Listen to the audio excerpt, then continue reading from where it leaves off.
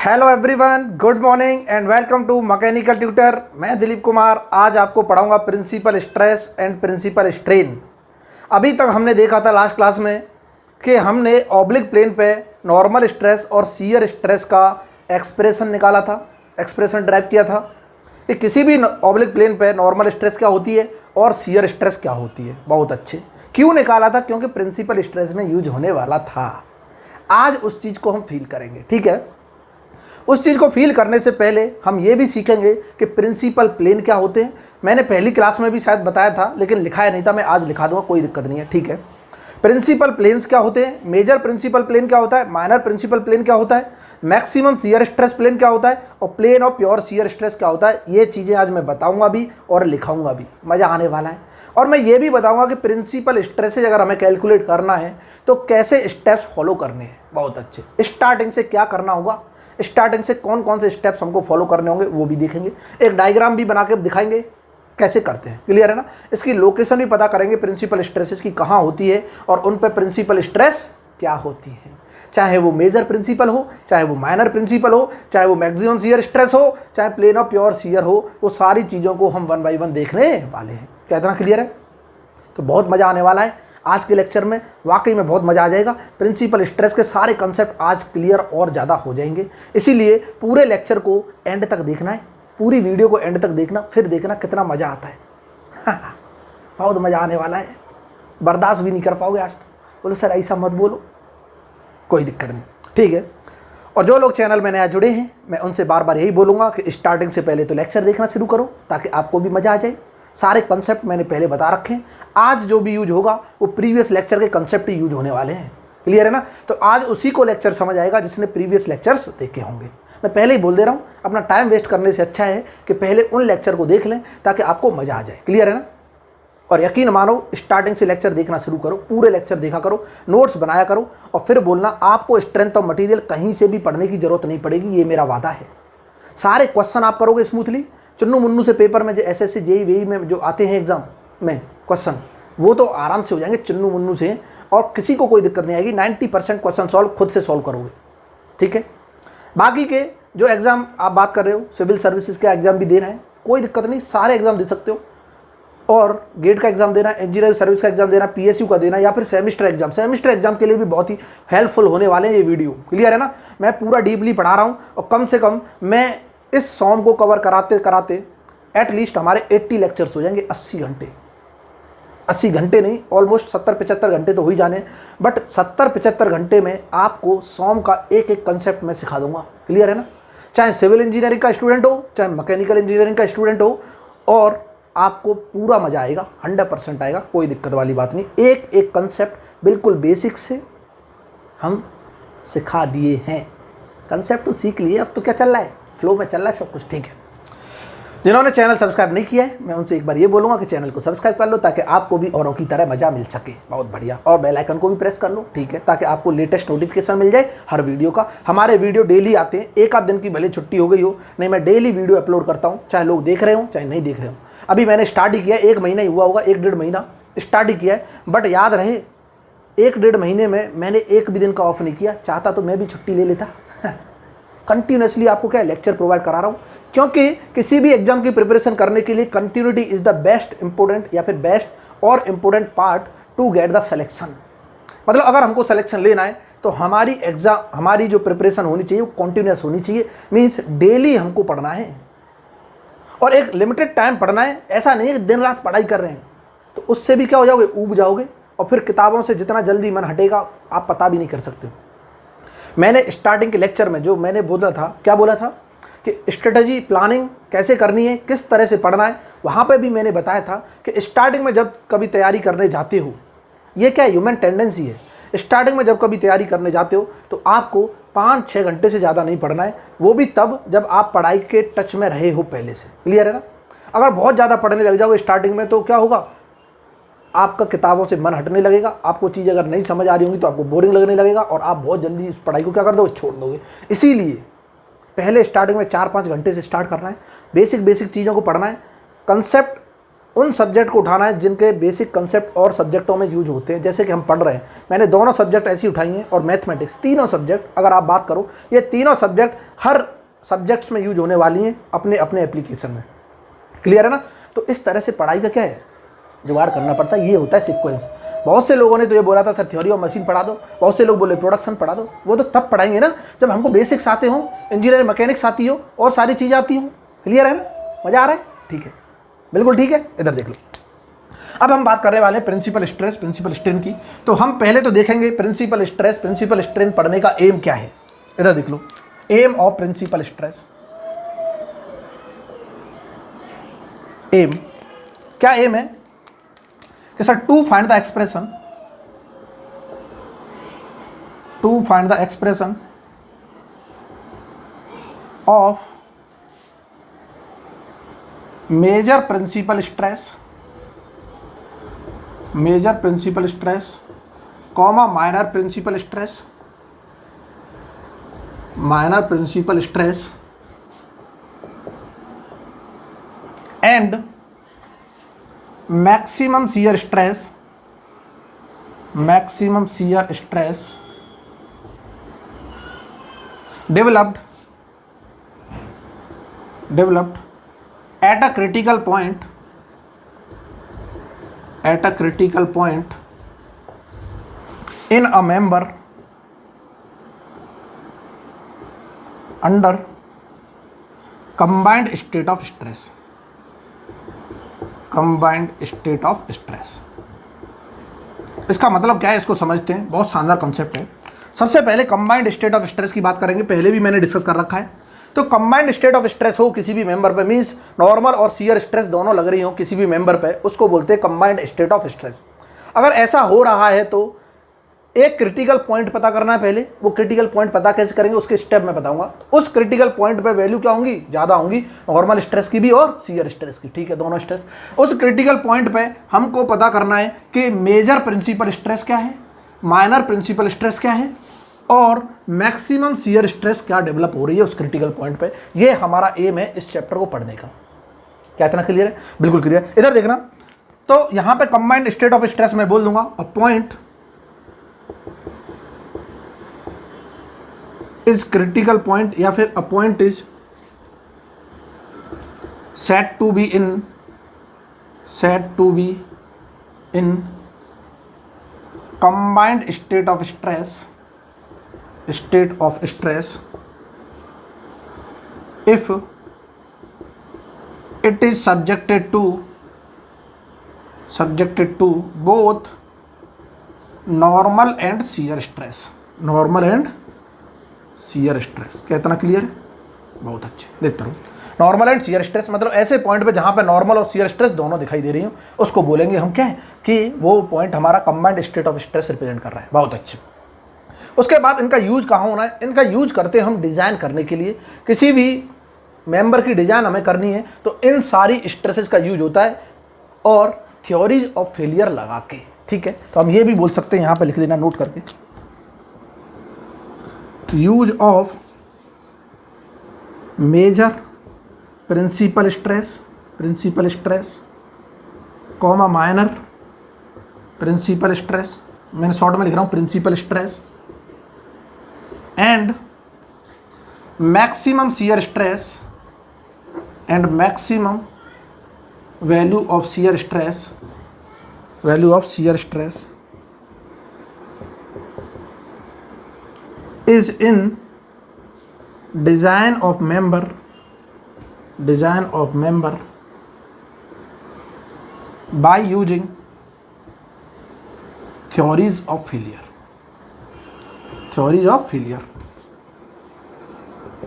अब इधर समझते रहना चीज़ों को कि इनका यूज कहाँ होगा कि किसी भी मेंबर की अगर हमें डिज़ाइन करनी है थ्योरीज ऑफ फेलियर लगा के, तो ये सारी वैल्यूज ही यूज होने वाली हैं। इसका मतलब क्या है? इसका मतलब कि सर अगर हमको प्रिंसिपल स्ट्रेस नहीं निकालना आया, मैक्सिमम शियर स्ट्रेस नहीं निकालना आया, तब तो हम डिज़ाइन ही नहीं कर पाएंगे। बहुत सही, बहुत अच्छा सोच रहे हो। अगर हमको किसी भी कंपोनेंट की डिज़ाइन करनी है या फिर थ्योरीज ऑफ फेलियर को अप्लाई करना है, तब हमको प्रिंसिपल स्ट्रेस और मैक्सिमम शियर स्ट्रेस के कंसेप्ट आने चाहिए। प्रिंसिपल स्ट्रेन के भी आने चाहिए और मैक्सिमम शियर स्ट्रेन के भी आने चाहिए। जिसको प्रिंसिपल स्ट्रेस समझ आ जाएगी, प्रिंसिपल स्ट्रेन समझ आ जाएगी, उसको प्रिंसिपल स्ट्रेन भी मतलब मैंने क्या बोला कि जिसको प्रिंसिपल स्ट्रेस समझ आ जाएगी, प्रिंसिपल स्ट्रेस समझ आ जाएगी और मैक्सिमम शियर स्ट्रेस समझ आ जाएगी, उन्हीं को प्रिंसिपल स्ट्रेन और मैक्सिमम शियर स्ट्रेन समझ आएगी। क्या इतना क्लियर है? बिल्कुल क्लियर है। तो अब मैं डिस्कस कर लेता हूं कि सर ये जो वैल्यू होंगी principal stress maximum, minor, major, minor या मैक्सिमम बोलो या मिनिमम बोलो, यहाँ शियर स्ट्रेस मैक्सिमम, ये किसी ना किसी प्लेन पे होंगी और उन प्लेन को क्या बोलते हैं, उन प्लेन को जल्दी से जल्दी डिफाइन करो। इधर देखना, मैं तुरंत बोलूंगा, लो मिटा दो इसको, बिल्कुल मिटा दो। अब हम प्लेन डिफाइन करेंगे, फिर मैं स्टेप बताऊंगा कैसे कैलकुलेट करना है। बहुत शानदार कंसेप्ट है, इधर देखते रहो। मैं बहुत बेसिक से करा रहा हूँ, एक एक चीज़ लिखा के करा रहा हूँ, फिर भी लोग सपोर्ट नहीं कर रहे हैं। तो मेरा क्या है, कभी कभी तो मन होता है कि क्या करूं, बंद कर दो क्लास, पर फिर भी मैं बंद नहीं कर रहा हूं। क्यों? क्योंकि कुछ लोगों की वजह से मैं और लोगों की हेल्प को क्या नहीं करना चाहता, कम नहीं करना चाहता। इधर देखते रहो। बट लोगों को ज़्यादा से ज़्यादा सपोर्ट करना चाहिए तुम लोगों को, और चीज़ों को ज़्यादा से ज़्यादा शेयर करना चाहिए, ताकि मुझे भी अच्छा लगे जब मुझसे लोग जुड़ेंगे। मैं 1000 सब्सक्राइबर तक एक बार पहुँचना चाहता हूँ, फिर मैं लाइव क्लास कंडक्ट करूँगा। उस दिन से मैं डायरेक्टली क्या करूँगा, इंटरेक्शन करूँगा, फिर देखना कितना मज़ा आता है क्लास के दौरान। तो मज़ा ही कुछ अलग है। जिन्होंने ऑफलाइन क्लास हमारे साथ की है उन्हें पता भी नहीं चलता 5-5, 6-6 घंटे की क्लास कब हो जाती है। समझ आ रही ना? 5-5, 6-6 घंटे की क्लास पता भी नहीं चलता कब हो जाती है। लोग फिर ये और बोलते हैं सर क्लास एक्सटेंड कर लो। वाह! ऐसे यहाँ पे भी क्या होगा, यही फील कराना है मुझे, ऑफलाइन क्लास जैसा माहौल फील कराना है। बट उसके लिए तुमको क्या करना पड़ेगा, सपोर्ट करना पड़ेगा, लोगों को शेयर करना पड़ेगा। फाइनेंशियल सपोर्ट तो तुमसे हुआ नहीं, बहुत लोगों से नहीं हुआ, 4-5 लोगों ने कॉन्ट्रीब्यूशन किया है, बहुतों ने नहीं किया। क्लियर है ना? और उससे कुछ हुआ भी नहीं है, तो अब मुझे ही अपने एंड से कुछ ना कुछ जुगाड़ करना पड़ेगा। क्लियर है ना? उसके लिए टाइम भी लग सकता है, बीच में क्लासेज भी कुछ दिन के लिए ऑफ हो सकती हैं। और डिस्टर्बेंस किसका हो रहा है? आपका ही हो रहा है। छोटा छोटा कंट्रीब्यूशन अगर आप करते तो सब कुछ स्मूथली हो जाता, कोई दिक्कत वाली बात नहीं थी। अगर मुझे कहने की ज़रूरत ही नहीं पड़ती, अगर सब कुछ क्या चल रहा होता, बढ़िया चल रहा होता, लॉकडाउन का ये किस्सा ही नहीं आया होता। क्लियर है ना? इधर देखो, हम पढ़ रहे हैं यहाँ कि सबसे पहले मैं बात करूँगा मेजर प्रिंसिपल प्लेन क्या है। मेजर प्रिंसिपल प्लेन समझते हैं सबसे पहले, प्रिंसिपल प्लेन है क्या। ठीक है, तो मेजर को छोड़ो, सबसे पहले हम बोल देते हैं प्रिंसिपल प्लेन क्या है। सर ये बता दो, ये बहुत जरूरी है जानना। तो the plane at which normal stress developed but no shear stress. Simply language में अगर बात करता हूं कि ऐसा प्लेन जहां पे नॉर्मल स्ट्रेस तो डेवलप हो बट कोई भी शियर स्ट्रेस ना हो, मींस सिग्मा एन की तो वैल्यू कुछ ना कुछ होगी। सिग्मा एन की क्या होगी, वैल्यू होगी। ठीक है, किसमें, मेगा पास्कल में। बहुत अच्छी। लेकिन शियर स्ट्रेस क्या होगा, जीरो होगा। मींस नॉर्मल स्ट्रेस तो होगी उस प्लेन पे बट शियर स्ट्रेस जीरो होगा। ऐसे प्लेन को बोलेंगे क्या, प्रिंसिपल प्लेन। और इसको मैं प्रिंसिपल प्लेन को पीपी लिखूंगा, किसी को तकलीफ नहीं होनी चाहिए, बार बार हमको ये लिखने की जरूरत ना पड़े, इसीलिए प्रिंसिपल प्लेन। और अगर ये नॉर्मल स्ट्रेस की वैल्यू, इधर देखना, इफ यहीं पे मैं बता रहा हूं, इफ सिग्मा एन ऐसे प्लेन पे मैक्सिमम है, जहां पे भी सिग्मा एन क्या है, मैक्सिमम है, उसी प्लेन को बोल देंगे। और टाउ एस की वैल्यू क्या है, जीरो। इसके साथ साथ सिग्मा एन मैक्सिमम ऐसे प्लेन पे, पूरे कंपोनेंट में ऐसे प्लेन पे नॉर्मल स्ट्रेस मैक्सिमम और शियर स्ट्रेस क्या है, जीरो। और उसी प्लेन को बोलेंगे मेजर प्रिंसिपल प्लेन। देखते रहो, बहुत मजा आने वाला है। मेजर प्रिंसिपल प्लेन क्या इतना क्लियर है? मेजर प्रिंसिपल प्लेन, पीपी का मतलब मेजर प्रिंसिपल।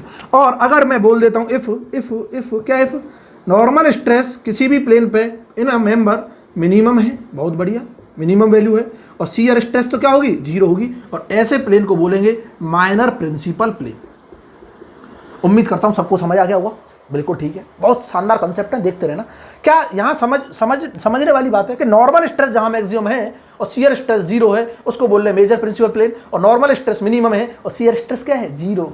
शियर स्ट्रेस तो जीरो होनी है तभी प्रिंसिपल प्लेन होगा। देखो शियर स्ट्रेस क्या है, no shear stress, that is shear stress की वैल्यू जीरो होगी। ऐसा प्लेन जहां पे शियर स्ट्रेस जीरो हो जाए और कुछ ना कुछ नॉर्मल स्ट्रेस हो, उसको बोलते हैं प्रिंसिपल प्लेन। अभी भी समझ नहीं आया क्या? बिल्कुल आ गया सर, आगे करें, बिल्कुल करो, ठीक है, मजा आ रहा है, ठीक है। अब मैं बात करूंगा किसकी, मैक्सिमम शियर स्ट्रेस प्लेन की। लो, नाम से पता चल रहा होगा मैक्सिमम शियर स्ट्रेस प्लेन है क्या। देखते रहना, बहुत ही शानदार कंसेप्ट है। नाम से क्या पता चल रहा है सर कि मैक्सिमम शियर स्ट्रेस प्लेन है क्या। मैक्सिमम शियर स्ट्रेस प्लेन बता दो पहले तो कि सर ऐसा plane, the plane which has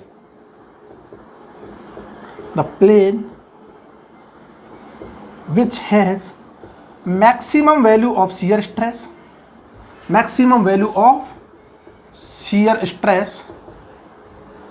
and the normal stress and have the normal stress क्या होगी?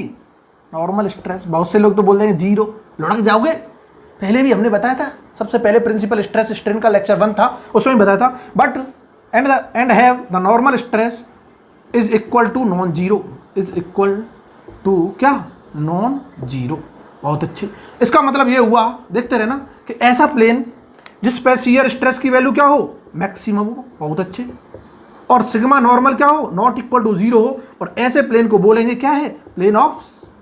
प्लेन। ऐसा प्लेन क्या कहलाएगा?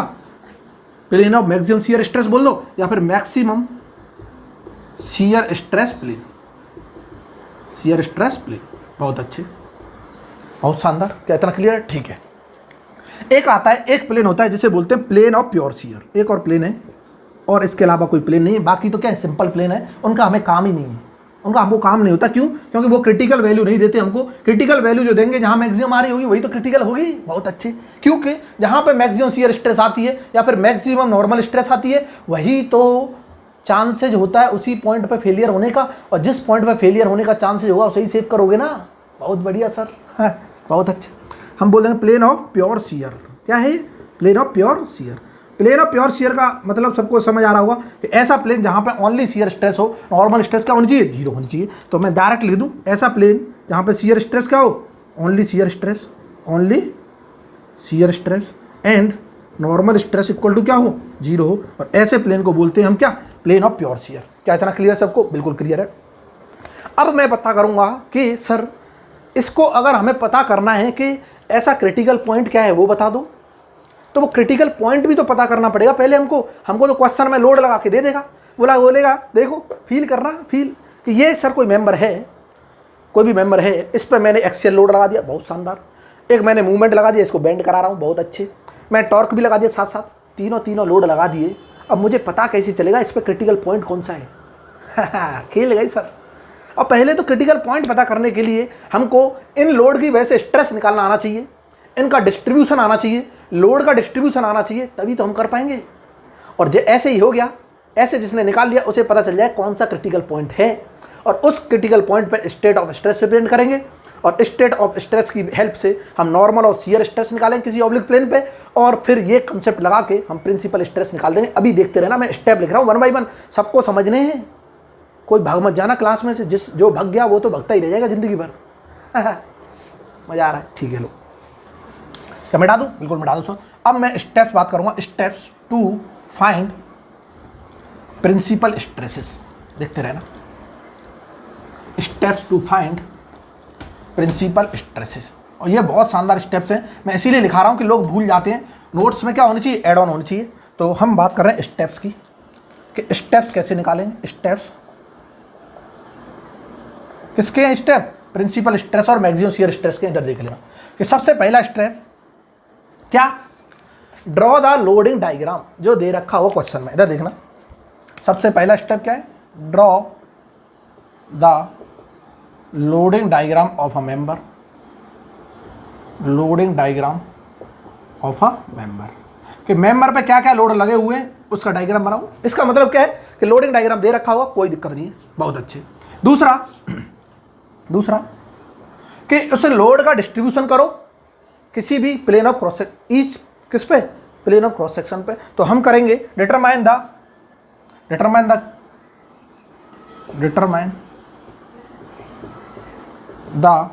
क्या पता करेंगे? डिटरमाइन द क्रिटिकल क्रॉस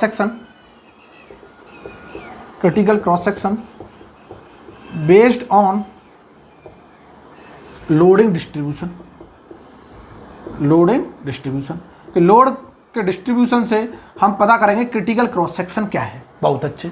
उसके बाद तीसरा क्या करना है कि उस क्रॉस सेक्शन पे स्ट्रेस डिस्ट्रीब्यूशन करना है। Determine the the stress distribution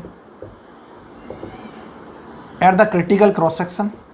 जो क्रॉस सेक्शन क्रिटिकल होगा उस क्रिटिकल क्रॉस सेक्शन पे हम क्या करेंगे, स्ट्रेस डिस्ट्रीब्यूशन करेंगे, और जैसे ही स्ट्रेस डिस्ट्रीब्यूशन हो जाएगा हमको पता चल जाएगा क्रिटिकल पॉइंट क्या है उसी क्रॉस सेक्शन पे। क्लियर है ना? तो हम फिर करेंगे चौथा point, determine critical point, determine critical point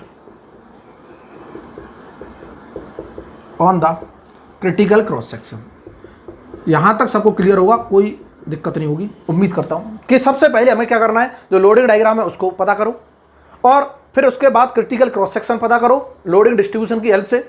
उसके बाद उसी क्रिटिकल क्रॉस सेक्शन पे क्या करना है, स्ट्रेस डिस्ट्रीब्यूशन करना है, और जब स्ट्रेस डिस्ट्रीब्यूशन हो जाएगा मींस नॉर्मल स्ट्रेस भी रिप्रेजेंट करेंगे उसी क्रॉस सेक्शन पे, एक्सियल स्ट्रेस भी, शियर स्ट्रेस भी, सारी स्ट्रेस को हम डिस्ट्रीब्यूट कर लेंगे। वहां से हमें पता चल जाए किस पॉइंट पे वैल्यू मैक्सिमम ज़्यादा है, किस पॉइंट पे वैल्यू शियर स्ट्रेस की वैल्यू ज़्यादा है, किस पॉइंट पे बेंडिंग स्ट्रेस ज़्यादा है, किस पॉइंट पे एक्सियल स्ट्रेस ज़्यादा है, या फिर और कोई सी स्ट्रेस जो लगी हुई है वो किस पॉइंट पे ज़्यादा है। तो उससे हमको पता चलेगा कौन सा पॉइंट क्रिटिकल पॉइंट है जहाँ पे सबसे ज़्यादा स्ट्रेसेज एक्ट कर रही हैं। ठीक है, और डिस्ट्रीब्यूशन करने का मतलब क्या है कि डिस्ट्रीब्यूशन से हमें पता चल रहा है कहाँ प्लस आ रही थी कहाँ माइनस आ रही थी। जैसे अगर मैं बेंड करता हूँ, तो अगर मैं बेंड कर रहा हूँ तो ऊपर वाले फाइबर में ऐसे बेंड कर रहा हूँ, देखो कर रहा हूँ कि नहीं कर रहा हूँ, ऊपर वाला फाइबर खिंचेगा तो टेंसाइल स्ट्रेस आएगी, नीचे वाले में कंप्रेशन आएगी, और अगर इस पर एक्सियल कंप्रेशन लग रही है तो नीचे वाला जो फाइबर है उस पर तो 2 बार कंप्रेशन होगी तो ऐड हो जाएगी, इस पर इसका इफेक्ट क्या हो जाएगा, घट जाएगा। तो इससे हमको पता चलता है क्रिटिकल पॉइंट क्या है। क्लियर है ना?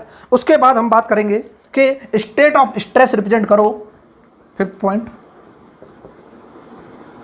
Represent state of stress, represent state of stress eight that critical point, eight that critical point. उस क्रिटिकल पॉइंट पे स्टेट ऑफ स्ट्रेस बताओ, और जैसे स्टेट ऑफ स्ट्रेस पता चल गई मीन्स हमको ये पता चल गया कि उस पर नॉर्मल स्ट्रेस लग रही है, शियर स्ट्रेस लग रही है, एक्स डायरेक्शन में लग रही है, वाई डायरेक्शन में लग रही है, शियर स्ट्रेस किस प्लेन में लग रही है, कैसे लग रही है। क्लियर है ना? और जैसे ही हमको पता चल गया उसके बाद हमको किसी भी ऑब्लिक प्लेन पे नॉर्मल और शियर स्ट्रेस कैलकुलेट करनी है एट दैट क्रिटिकल पॉइंट, जो क्रिटिकल पॉइंट से पास हो रहा हो। इधर देखना कि 6th point, then find sigma N and tau S normal and shear stress on an oblique plane, on an oblique plane, on an oblique plane passing through the critical point, जो critical point से पास हो रहा होगा, passing through the critical point. इधर देखते रहना critical point. और ऐसा क्यों कर रहे हैं, इधर देखते रहो कि सर नॉर्मल और शियर स्ट्रेस ही तो ऐसा क्या है, जरिया है जो हमें बता रहा है प्रिंसिपल प्लेन कौन सा होगा, मैक्सिमम शियर स्ट्रेस प्लेन क्या होगा। इधर देखना कैसे कि नॉर्मल स्ट्रेस अगर मैं किसी भी ऑब्लिक प्लेन पे निकालूंगा तो सिग्मा एन का रिजल्ट कल भी हमने निकाला था, दैट इज, अब देखते रहे ना क्रिटिकल पॉइंट, दैट इज अगर मैं बात करता हूँ for by axial state of stress, for by axial state of stress की बात करता हूँ कि मान लेता हूँ कि किसी भी मेंबर पे जो क्रिटिकल पॉइंट आ रहा है वो क्या है, by axial state of stress में है। तो यहाँ से हम जानते थे कि सिग्मा एन की जो वैल्यू थी कल ही निकाला है 1/2 sigma x plus sigma by, देखते रहे ना होता क्या था नहीं, plus 1/2 sigma x minus sigma by और कॉस ऑफ 2 थीटा और plus tau x by sine of 2 theta. ये क्वेश्चन आई थी, बिल्कुल आई थी, किसी भी ऑब्लिक प्लेन पे under by axial state of stress, और ये by axial state of stress किस पे रिप्रेजेंट हो रहा होगा, इस क्रिटिकल पॉइंट पे होगा। कोई जो क्रिटिकल पॉइंट है उस पे अगर एक्स डायरेक्शन में भी स्ट्रेस लग रही है, वाई डायरेक्शन में भी स्ट्रेस लग रही है और शियर स्ट्रेस भी एक्ट कर रही है, तो उससे पास होता हुआ कोई ऑब्लिक प्लेन उस पर नॉर्मल स्ट्रेस ही आ जाएगी, ठीक है, और शियर स्ट्रेस क्या आ जाएगी, माइनस के 1/2 sigma x minus sigma by, और यहाँ आता था साइन ऑफ 2 थीटा, बहुत अच्छे, और plus tau x by cos of 2 theta, ये रिजल्ट आता था, ठीक है। अब ये हमको जैसे ही पता चल गया कि किसी ऑब्लिक प्लेन पे ना ये थीटा पे है, इसका मतलब ये हुआ कि अब सर मैं प्रिंसिपल प्लेन की लोकेशन पता करूंगा कि वो थीटा कौन सा है जहां पे प्रिंसिपल प्लेन एक्ट कर रहा है, मींस ऐसा प्लेन जहां पे नॉर्मल स्ट्रेस की वैल्यू मैक्सिमम है और शियर स्ट्रेस क्या है, 0। तो अब मैं बता सकता हूं कि प्रिंसिपल प्लेन की लोकेशन पता करने का तरीका क्या है कि शियर स्ट्रेस को 0 कर दो, थीटा आ जाएगा, बहुत अच्छे, या फिर इसको मैं डेरिवेटिव करूं, सिग्मा एन को थीटा के रेस्पेक्ट में इक्वल टू 0 कर दूं, यही तो मैक्सिमा मिनिमा की कंडीशन है।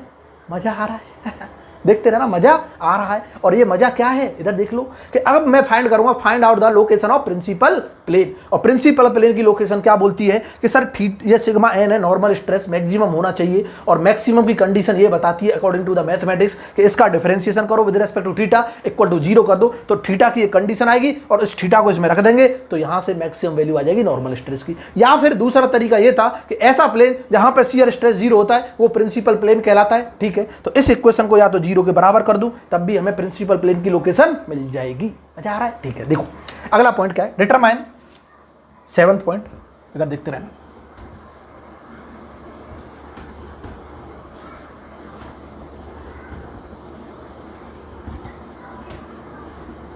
अब प्रॉब्लम ये आएगी कि सर ये sigma x sigma why they रखा हो गया, बिल्कुल नहीं दे रखा हुआ, ये लोड से निकालना होगा हमको, तो लोड दे रखा हुआ। तो यहाँ पे देख लेना, इधर देख लेना कि एक पॉइंट लिख लेना, इससे पहले ही लिख लेना, सिग्मा एन निकालने से पहले। सिग्मा एन तो तब निकालेंगे जब सिग्मा एक्स सिग्मा वाई हो। तो यहाँ पे एक और पॉइंट लिख लेना, ये पॉइंट 7 पॉइंट कंसीडर कर लेना, और इससे जो पॉइंट ऊपर होगा वो 6 पॉइंट होगा। वो क्या होगा कि पहले सिग्मा एक्स सिग्मा वाई तो पता करो, फाइंड जो लोड की वजह से sigma x sigma y and tau x by using some equation. और ये सबको पता है सॉम इक्वेशन से हम सिग्मा एक्स सिग्मा वाई निकाल लेंगे। जैसे टाउ एक्स वाई निकालना है, अगर टॉर्सनल शियर स्ट्रेस होगी तो टॉर्सन इक्वेशन लग जाएगी, बेंडिंग स्ट्रेस होगी बेंडिंग इक्वेशन लग जाएगी, और यहाँ पे कोई नॉर्मल स्ट्रेस क्या एक्सियल स्ट्रेस लग रही है तो एक्सियल स्ट्रेस की इक्वेशन से निकाल देंगे। क्या इतना क्लियर है? तो ये हम कैलकुलेट कर लेंगे, ठीक है। इतना क्लियर है? पहले ये निकालना है, उसके बाद हम नॉर्मल और शियर स्ट्रेस निकालें किसी ऑब्लिक प्लेन पे, क्योंकि नॉर्मल शियर स्ट्रेस निकालने के लिए हमें सिग्मा एक्स सिग्मा वाई भी तो पता होना चाहिए, और सिग्मा एक्स सिग्मा वाई पहले हम निकालेंगे सॉम की इक्वेशन से। क्लियर है? बहुत अच्छे। इधर देखना, उसके बाद 8th पॉइंट क्या है, डिटरमाइन द लोकेशन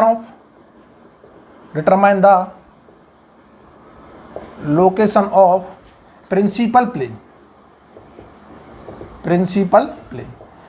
प्लेन की लोकेशन पता करो। क्या होगी कि सर अगर मैं डिफरेंशिएट करता हूं थीटा के रेस्पेक्ट में किसको, सिग्मा एन को, और इक्वल टू 0 कर देता हूं, ये बताता है क्या, मैक्सिमम नॉर्मल स्ट्रेस की कंडीशन है। एक तो यहां से निकाल सकते हैं, और कहां से निकाल सकते हैं कि शियर स्ट्रेस की इक्वेशन को इक्वल टू 0 कर दो, क्योंकि शियर स्ट्रेस 0 जिस प्लेन पे होगा उसी प्लेन को प्रिंसिपल प्लेन बोलते हैं। बहुत अच्छे। तो इसकी हेल्प से, इन दोनों इक्वेशन की हेल्प से, कोई सा भी एक इक्वेशन यूज करो दोनों में से, उसकी हेल्प से मैं लोकेशन पता कर लूंगा, और यहां से जो लोकेशन आएगी तो कुछ थीटा की वैल्यू आएगी, और यहाँ से थीटा आ जाएगा, एक थीटा 1 कुछ ना कुछ होगा, ठीक है, और यहाँ से थीटा 2 भी आ जाएगा, जो होगा हमेशा 90 प्लस थीटा के बराबर। कॉम्प्लीमेंट्री प्लेन होते हैं, बिल्कुल 100% होते हैं। जैसे अगर मैं बात कर रहा हूँ कि अगर यहाँ पे मेजर प्रिंसिपल है, यहाँ पे क्या मेजर प्रिंसिपल प्लेन है, तो इसके कॉम्प्लीमेंट्री ही माइनर प्रिंसिपल प्लेन होगा हमेशा। क्लियर है ना? तो 90 डिग्री पे जो होगा वो क्या होगा, वो एक तो मेजर होगा थीटा 1, और 90 प्लस थीटा कर देंगे, थीटा 1 कर देंगे, तो ये आ जाएगा हमारा क्या, माइनर प्रिंसिपल प्लेन। क्लियर है ना? ये लोकेशन आ गई थीटा 1 थीटा 2। कहाँ से मेजर करते थे सर, एक्स फेस से करते थे। मान के चलो ये आ गया, तो यहाँ से थीटा 1 मेजर किया था, बहुत अच्छे, ठीक है। इसके बाद 90 और ऐड कर देंगे तो कहीं यहाँ जा रहा होगा, तो ये क्या है 90 डिग्री, तो मैं बोल दूंगा ये एंगल क्या हो गया, थीटा 2 हो गया। यहाँ से एक्स फेस से मेजर कर रहा है, ये कौन सा फेस है, एक्स फेस। क्या इतना क्लियर है? अभी हम क्वेश्चन करेंगे जब सारी चीज़ें क्लियर हो जाएगी। अभी कंसेप्ट को समझना है कि मैंने सर लोकेशन पता करनी थी कि नॉर्मल स्ट्रेस को डिफरेंशिएट करो थीटा के रेस्पेक्ट में, इक्वल टू 0 कर दो, तो यहाँ से थीटा की कंडीशन आ जाएगी, और दो प्लेन आएंगे हमारे, एक तो मेजर होगा, एक माइनर प्रिंसिपल प्लेन होगा, ठीक है। और थीटा 1 जो आएगा उसी में 90 ऐड कर देंगे तो थीटा 2 मिल जाएगा हमको, ठीक है।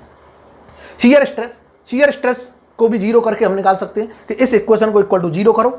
क्यों? क्योंकि शियर स्ट्रेस जिस प्लेन पे 0 होगी वही क्या होता है, प्रिंसिपल प्लेन होता है। तो यहाँ से भी 2 थीटा की वैल्यू आएंगी और सेम वैल्यू आएंगी थीटा 1 थीटा 2। क्लियर है ना? अलग अलग नहीं आएंगी, कोई बोले सर यहाँ से अलग आ जाएंगी, बिल्कुल सेम आनी है, डिक्टो आनी है। क्लियर है ना? ठीक है।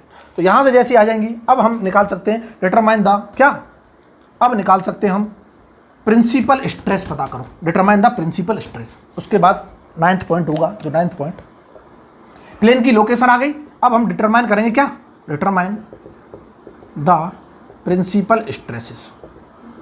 इधर देखते रहना, और क्या होंगी वो प्रिंसिपल स्ट्रेस, कैसे निकलेंगी? क्या वो प्रिंसिपल स्ट्रेस जो होती थी नॉर्मल स्ट्रेस थी, ठीक है। ऐसे प्लेन में जो नॉर्मल स्ट्रेस जहां पे शियर स्ट्रेस 0 हो उसको बोल रहे थे प्रिंसिपल स्ट्रेस। तो इसका मतलब थीटा 1 थीटा 2 आ गया, तो नॉर्मल स्ट्रेस में वैल्यू रख दूं मैं थीटा 1, तो मैं तुरंत बता दूं सिग्मा एन बता दो, थीटा इक्वल टू थीटा 1 पे एक तो ये वैल्यू आ जाएगी कुछ मेगा पास्कल में, बहुत अच्छे, और एक आ जाएगी थीटा एन किस पे, इक्वल टू थीटा 2 पे। यहाँ से जो वैल्यू आएगी ये भी क्या आएगी, मेगा पास्कल आएगी, बहुत अच्छे। मीन्स इस इक्वेशन में इस लोकेशन की वैल्यू रख देंगे तो कुछ ना कुछ नॉर्मल स्ट्रेस आएगी, और ये नॉर्मल स्ट्रेस होगी फिर क्या, प्रिंसिपल स्ट्रेस। क्यों? क्योंकि लोकेशन किसकी है, प्रिंसिपल प्लेन की है, बहुत अच्छे। इसमें से जो मैक्सिमम वैल्यू है, मान लो लेट क्या है, ये लेट ये क्या है, मैक्सिमम वैल्यू है, तो इसी को बोलते हैं मेजर प्रिंसिपल स्ट्रेस। जो मैक्सिमम होगी, मैग्नीट्यूड में चेक करना है प्रिंसिपल स्ट्रेस, जिसका मैग्नीट्यूड ज़्यादा होगा उसी को हम बोलेंगे क्या है, मेजर प्रिंसिपल स्ट्रेस। और यहाँ पे जो होगी लेट, ये क्या है, मिनिमम है, तो इसको बोलेंगे माइनर प्रिंसिपल स्ट्रेस। कौन सी स्ट्रेस, माइनर प्रिंसिपल स्ट्रेस। बहुत अच्छे, बहुत शानदार, देखते रहो। क्या इतना क्लियर है? ठीक है, ये हमने निकाल ली major principal stress, minor principal stress, principal stress की लोकेशन। अब हमको चाहिए सर शियर स्ट्रेस प्लेन की लोकेशन, कि मैक्सिमम शियर स्ट्रेस प्लेन कहाँ होगा। इधर 9th पॉइंट है, 10th पॉइंट है, इधर देखना। तो 10th पॉइंट अगर हमें पता करना है, ऊपर वाले को मिटा दूँ, लो मिटा दो। इसी तरह करेंगे मिटा के, बहुत टाइम कंज्यूमिंग हो रहा है, अदरवाइज नहीं तो हम एक साथ कर देते।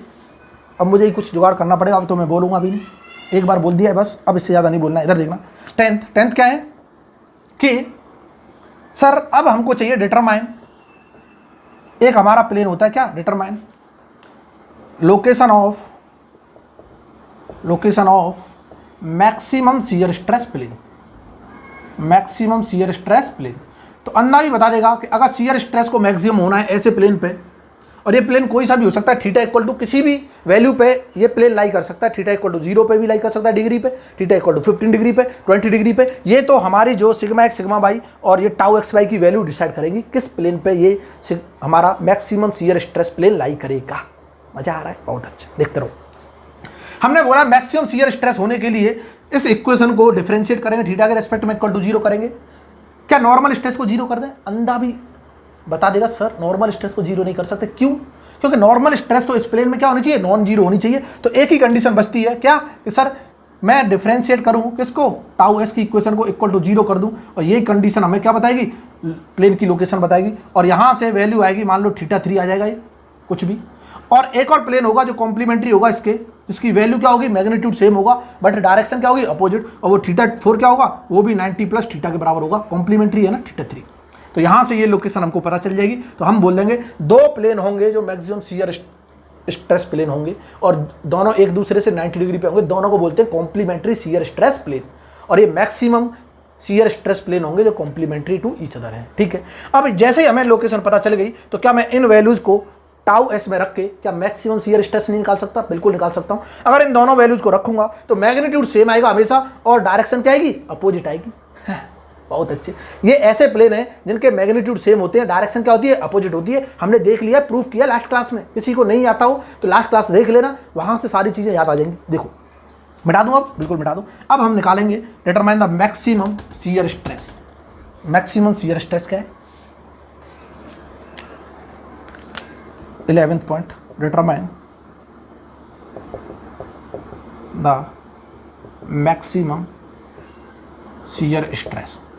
और शियर स्ट्रेस की वैल्यू जो मैक्सिमम होगी वो क्या होगी, कि टाउ एस की इक्वेशन में, लो ये शियर स्ट्रेस की इक्वेशन में क्या रख दूं मैं, θ3 रख दो चाहे θ4 रख दो, और यहाँ से जो वैल्यू आएगी प्लस माइनस के मेगा पास्कल आएगी, और ये मैग्नीट्यूड में सेम होंगी, और यहाँ से वैल्यू आ जाएगी हमारी क्या, शियर स्ट्रेस की मैक्सिमम वैल्यू। ये तो था कंसेप्ट, ये स्टेप्स थे जो बहुत ही बेहतरीन स्टेप्स हैं।